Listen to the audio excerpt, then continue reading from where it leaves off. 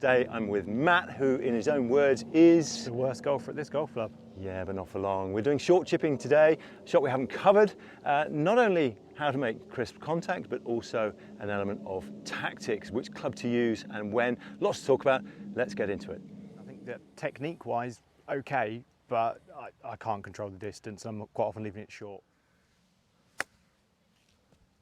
Yes, that came out quite low, isn't it? What club is that? That was my 56, so 56. it really shouldn't have come out that low. It should have pinged up a lot more.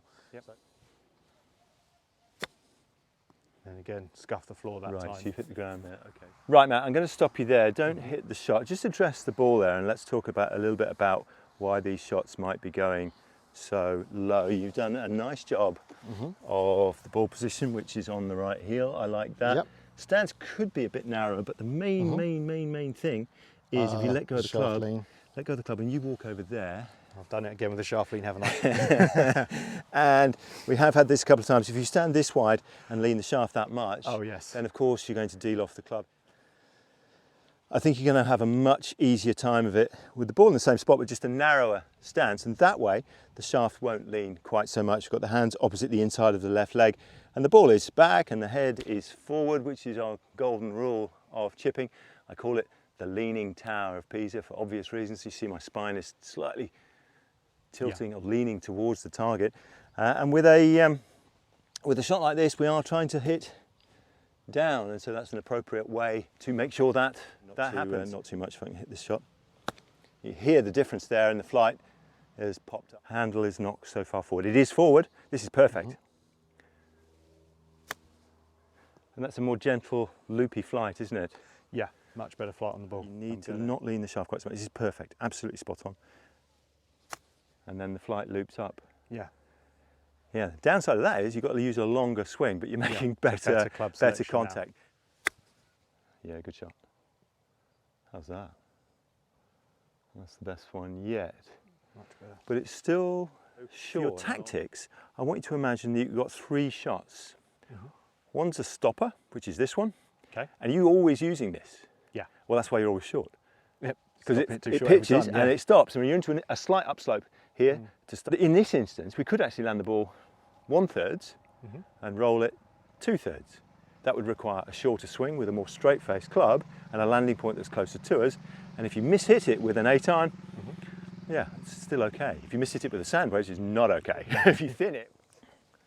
Yes, I have never used an 8-iron for anything. Would it have occurred to you to use this club? No. Right, so it's quite a new thing. Yeah. Right, okay, well, as soon as you see what it does, you will go, okay, I've learned the shot.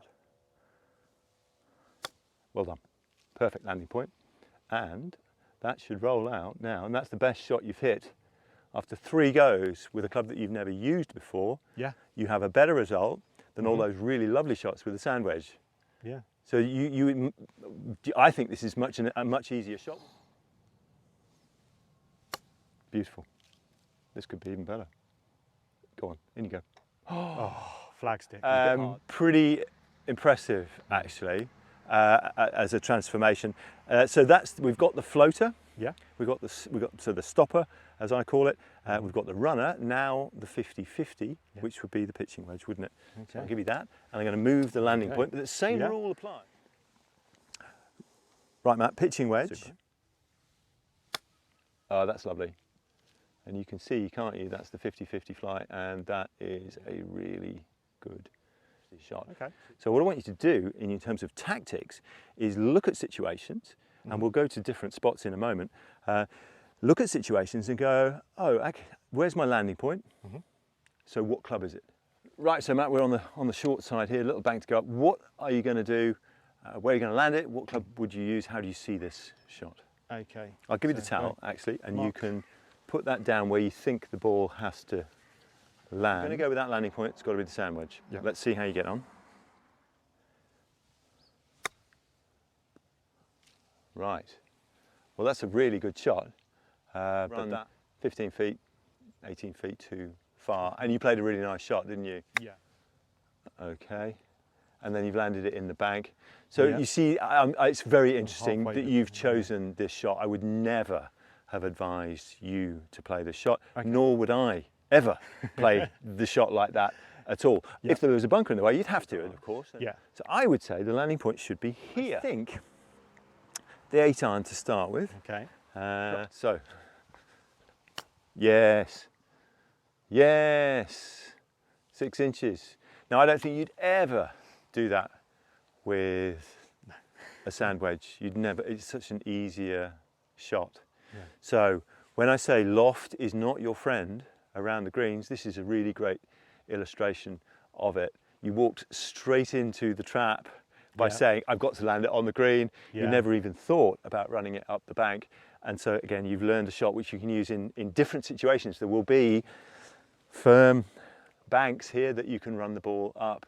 And you've really learned a bit of course-craft here that will stand you in really good stead. Matt, let's see you hit one up the bank, land it short. Oh, it couldn't be, could it? Oh! Nice. Okay, I think our work is done. So if you've enjoyed this video and you struggle with chipping, you probably also struggle with pitching over bunkers and slightly longer shots of 20 or 30 yards, watch the upcoming video and you might get some interesting tips about that. I'm sure you'll enjoy it. Thank you for watching.